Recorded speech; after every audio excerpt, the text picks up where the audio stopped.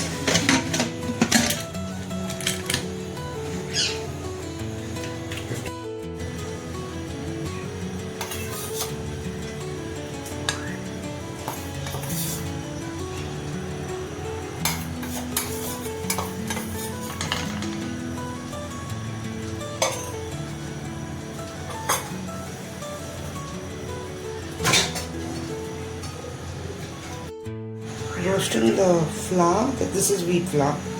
Roasting the wheat flour is very important, or you will get a very raw flavor coming through in your stew.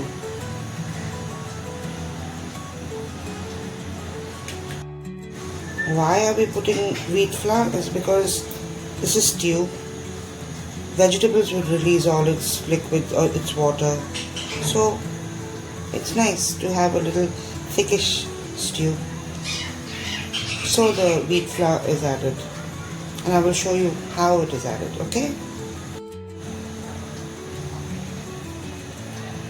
When your stew is a little thick, it's a lot more flavorful, tasty, and eating it with bread is lovely. Eating it with rice is even better. I love my stew with rice.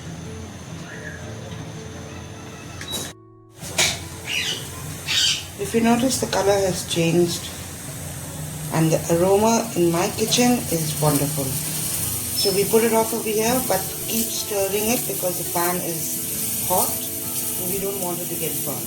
Okay? Pressure cooker is coming on pressure and I will be cooking the meat for 10 minutes. You would think meat for 10 minutes? This is calf meat. 10 minutes only. Okay?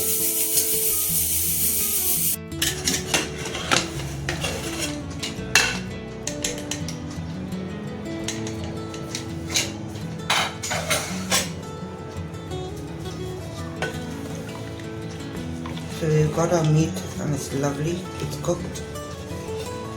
Now what you have to do is, you've got to strain it out, keep the curry aside and we go further. To know if your meat is cooked, when it leaves the bone, you have perfectly cooked meat. Okay?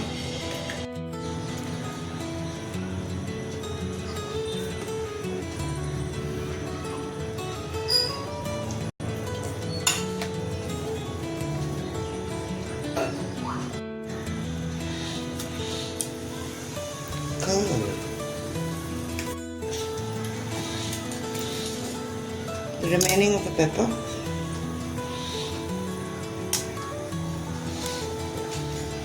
cloves, cardamom, cinnamon,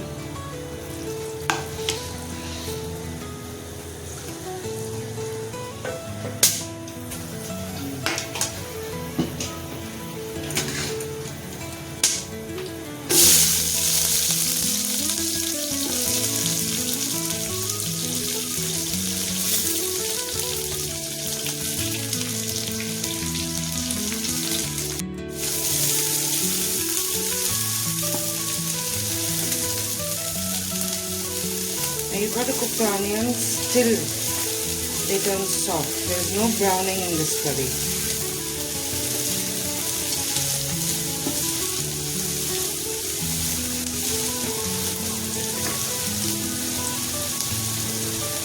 Add 1 teaspoon of salt. This helps the onions cook faster, release its moisture.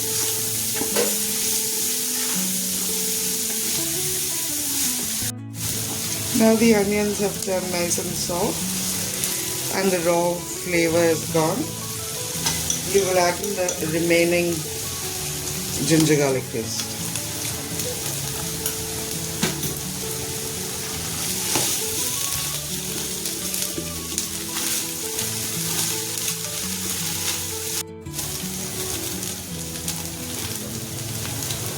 It takes approximately 3 minutes for your ginger garlic to get cooked.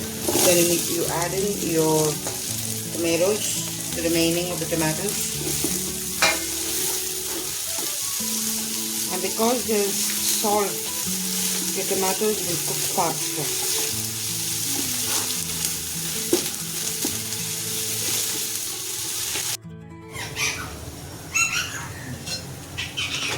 Now the meat goes in. Here you will have to saute for around 10 minutes.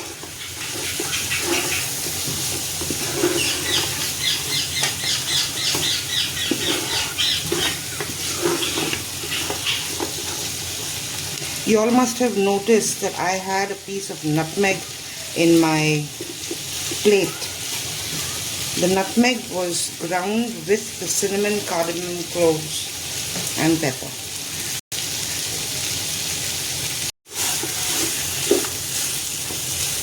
Now it's 5 minutes that I have been sauteing this. I got another 5 minutes to go.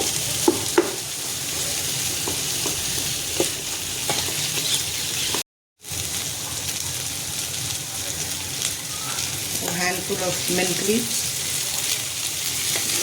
No cutting them. Don't put the stalks of the mint leaf. The stalks will make it bitter.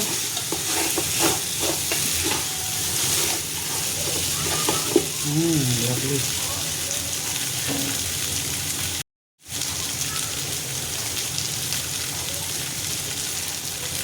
ginger juliennes.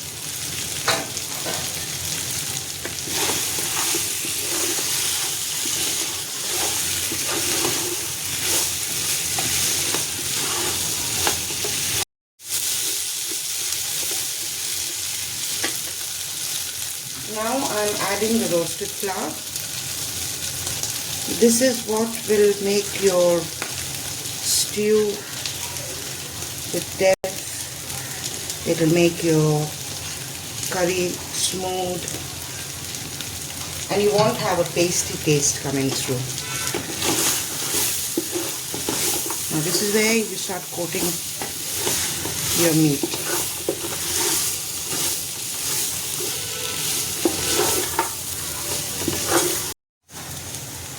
So I've added all the flour.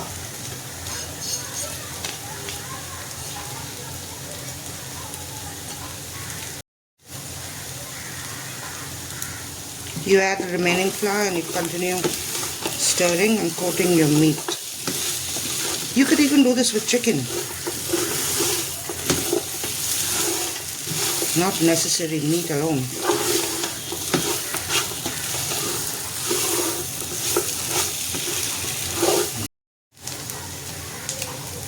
Another sprinkle of a handful, half a handful actually.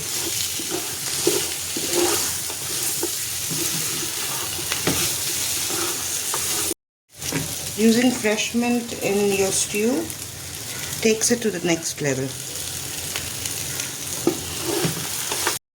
When I meant fresh, I meant buy it the same day you are making the stew, not from the fridge, okay?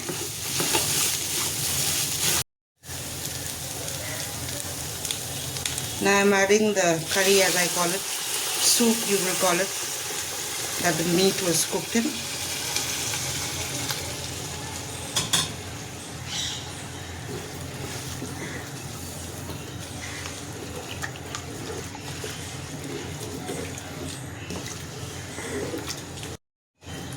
If you notice,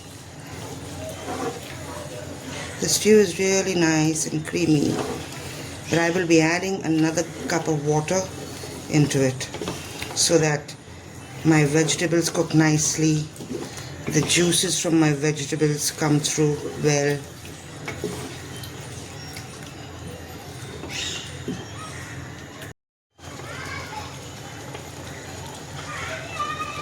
When it starts to bubble a little, add in the extra water.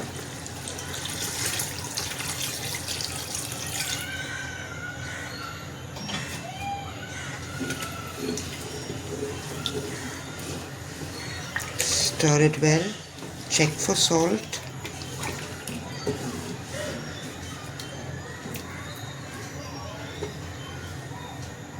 Don't wait for it to boil, add your vegetables already.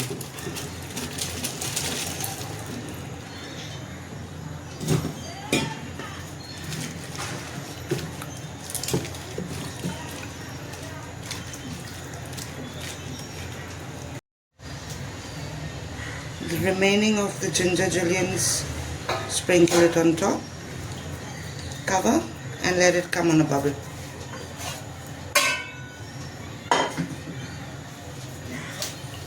See you on the other side. Just about coming on a bubble.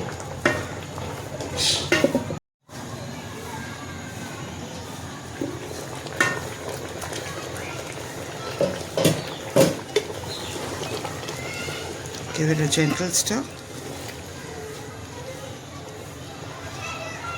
Press down all the vegetables that are up.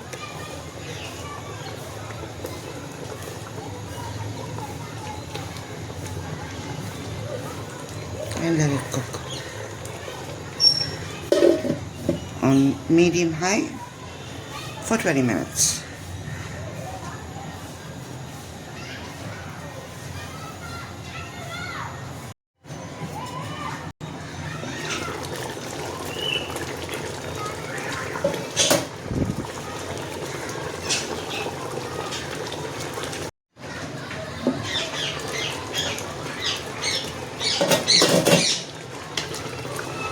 Just a very gentle stir.